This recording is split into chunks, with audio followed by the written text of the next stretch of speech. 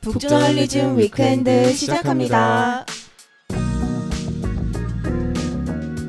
안녕하세요. MC 김혜림 에디터입니다.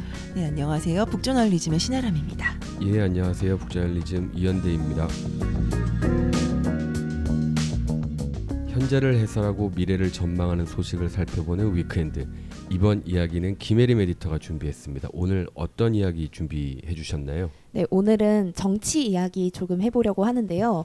혹시 스와팅이라고 들어보셨어요? 아, 예, 최근에 뉴스에서 들어봤어요. 네. 미국 경찰 특수기동대 맞아요. 스와트 거기에다 이제 ing 붙여가지고 맞아요. 뭐 장난 전화 같은 거 하는 뭐 그런 거죠? 네, 맞습니다. 이게 조금 심각한 장난 전화라고 표현할 수 있을 텐데 이 스와팅 공격에 대한 보도가 막 미국 로스앤젤레스 경찰 당국 이런 데서 나와요.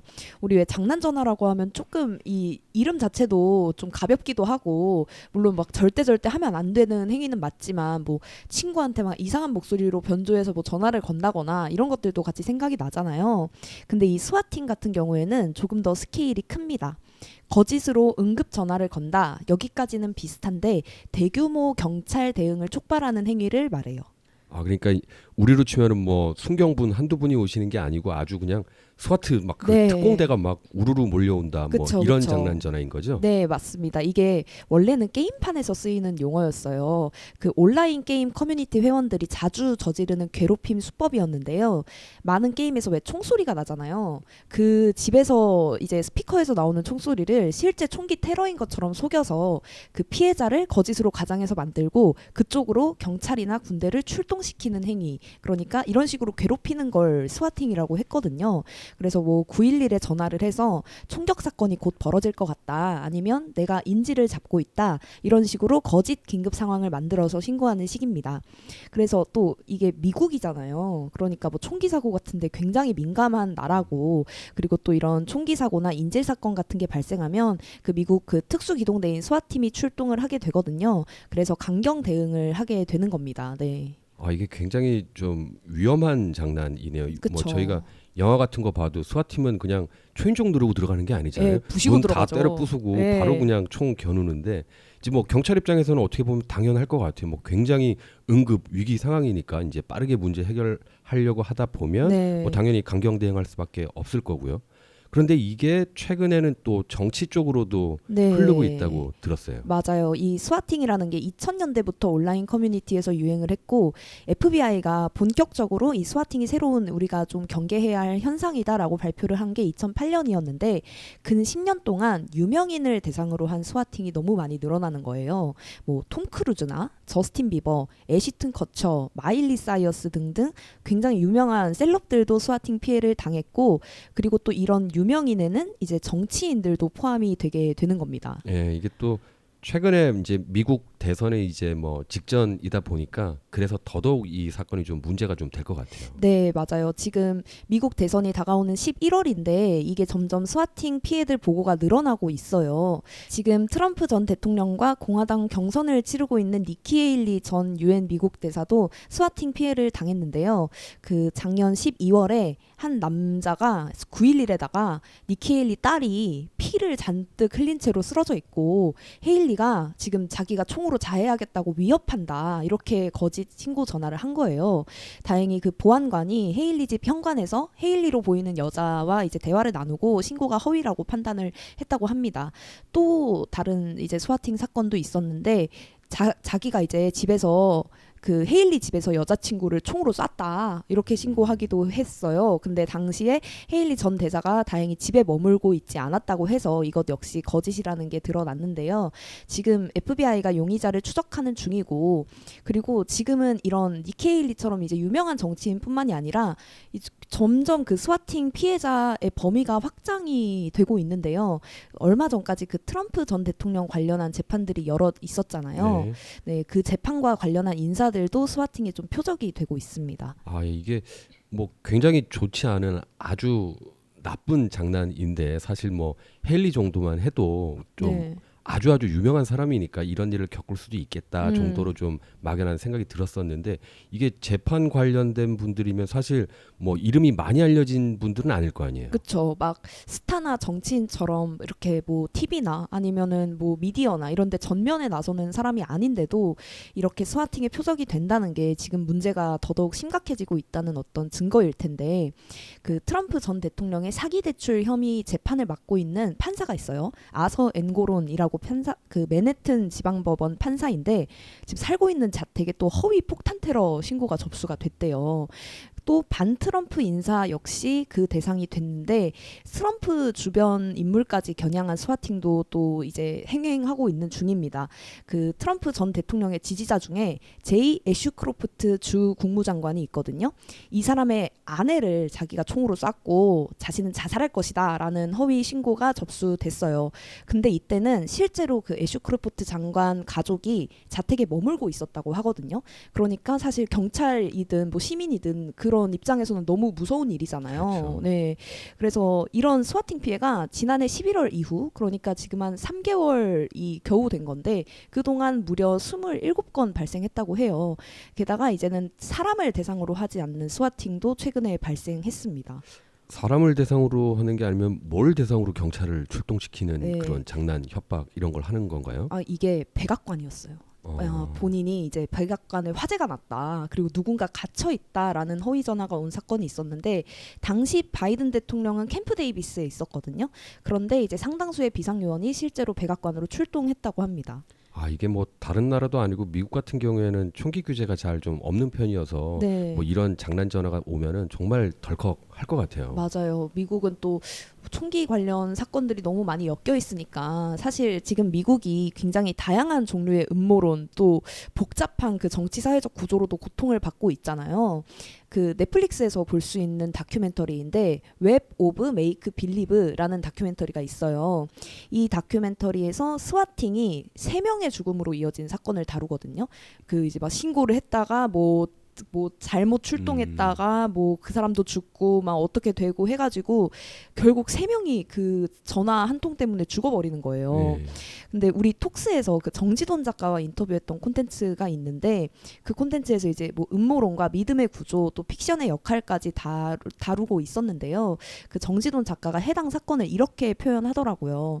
한국이라면 단순한 장난 전화로 끝날 수 있는 일인데 총기 사고에 민감한 미국의 현실, 그리고 경찰의 과잉 대응까지 복잡다단한 과정들이 엮여서 살인까지 나아간 것이다, 이렇게 또 표현을 했습니다. 정말 공감이 되는 말이네요. 이 스와팅이라는 게 어떻게 보면 이제 증오, 혐오 이런 거를 기반으로 하는 거잖아요. 그래서 네. 스와팅 피해가 늘고 있다라는 게 어떻게 보면 이제 미국 정치의 극단화를 보여주는 증거 같기도 하네요. 네, 맞아요. 사실 미국이, 제가 미국 양극화 심하다, 뭐 우리나라도 양극화 심하다, 이런 뉴스들 굉장히 많잖아요. 그렇죠. 예, 그래서 진짜 미국 양극화 수준이 어느 정도 되나를 좀 찾아봤는데 이념적 양극화 자체는 그렇게 막 엄청난 상황은 아니라고 해요. 그러니까 정당에 관계없이 선호하는 정책이 비슷하다는 겁니다. 뭐 쉽게 생각하는 논쟁적인 이슈들, 그러니까 임신 중단이나 총기와 같은 이슈에 대해서도 당이 달라도 중복되는 부분이 많았어요.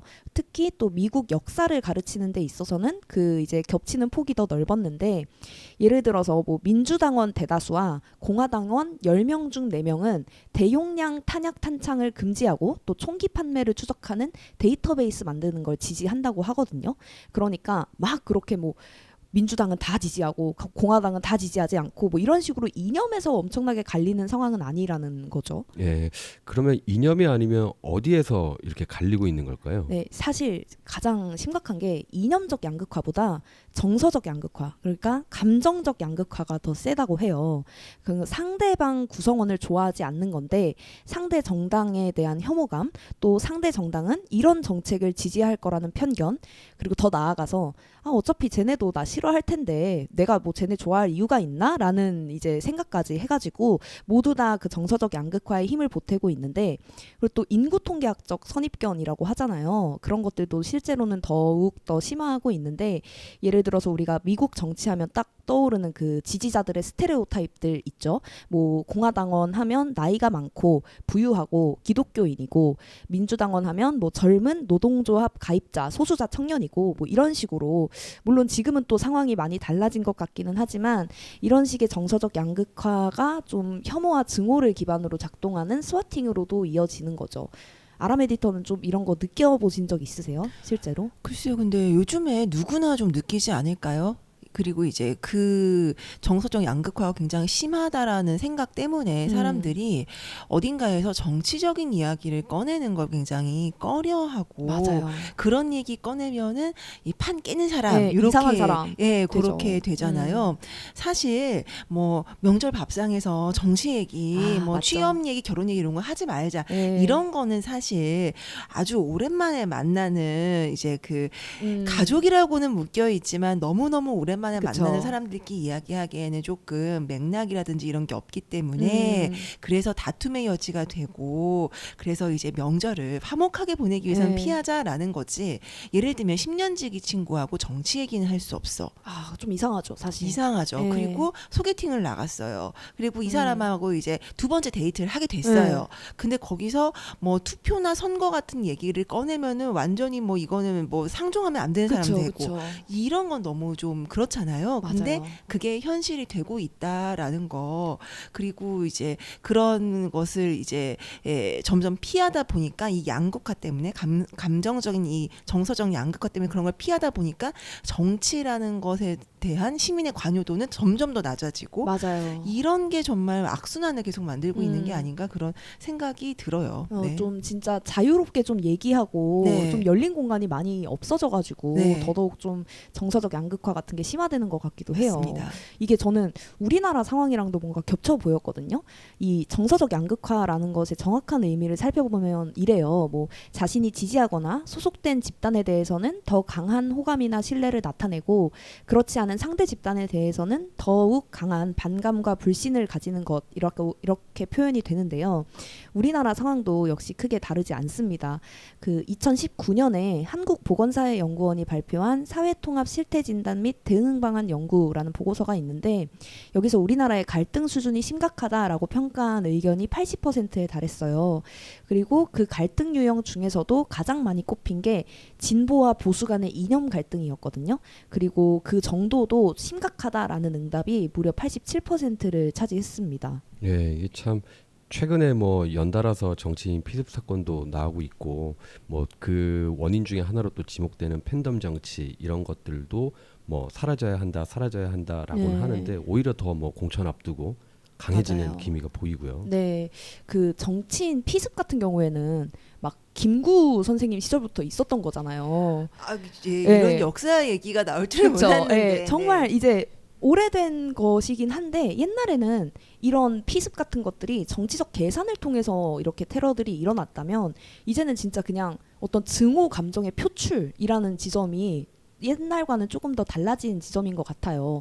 또 최근 있었던 사건들이 이런 흐름이 더욱 심각해지는 것에 대한 징조나 단서처럼 보이기도 하거든요. 또 미국에서는 2021년에 국회의사당 점거 사건이 있었죠. 정서적 양극화가 미국에서는 좀 스와팅으로도 또 점거 사건으로도 발화하는 것 같은데, 그리고 또 우리나라에서는 특정 정치인을 향한 피습으로 이어지는 것 같기도 하고요. 그래서 더더욱 좀 이런 이슈들에 관심을 기울여야 하는 것 같기도 합니다. 예, 이게 저희가 뭐 스와팅 이야기로 시작을 해서 이제 미국 이야기 중심으로 살펴보기는 했는데, 사실 미국만의 이야기가 아닌 것 같아요. 뭐 네. 우리도 이제 뭐 양극화라는 말 자체를 제 기억으로는 처음 들어본 게 아마 2000년대 초반이었던 것 같은데, 그때만 해도 그냥 사회 양극화 뭐 요 정도에 그쳤었는데, 뭐 이념 양극화, 뭐 서울과 그 지방의 양극화, 뭐 정치 양극화, 그리고 오늘 소개해주신 또 정서적 양극화까지, 양극화도 계속 분화하고 또 더 심화하는 것 같아요. 근데 이게 한편으로 보면은 이제 그냥 단순히 감정적으로 나뉘어져 있다 해서 그치는 게 아니라, 뭐 말씀해 주신 것처럼 정치 폭력이라는 관점으로도 접근할 수가 있을 것 같아요. 오늘 위크엔드에서는 최근 미국에서 벌어진 스와팅 사건에서 시작해서 이제 뭐 정서적 양극화 그리고 최근 우리나라의 상황까지 살펴봤습니다. 네, 내일 이슈도 신아람 에디터가 준비해 주셨잖아요. 네네. 저는 아주 굉장히 요즘 온라인에서 화제가 되고 있는 네. 공포스러운 이미지, 저도 봤습니다. 그 시뻘건 이미지, 네. 예, 그거 관련해 가지고 얘기를 좀 준비했습니다. 지금 사회 초년생 분들 그리고 이제 새 학기 그리고 이제 새로운 이 직장 이제 그 맞아서 그 새로운 보금자리를 준비하고 계신 분들이라면요, 내일 그 위크엔드 꼭 놓치지 말고 들어주세요. 네, 북저널리즘 위크엔드는 북저널리즘 웹사이트와 애플 팟캐스트, 스포티파이, 네이버 오디오 클립 그리고 유튜브에서도 만나보실 수 있습니다. 그럼 내일도 위크엔드에서 만나요.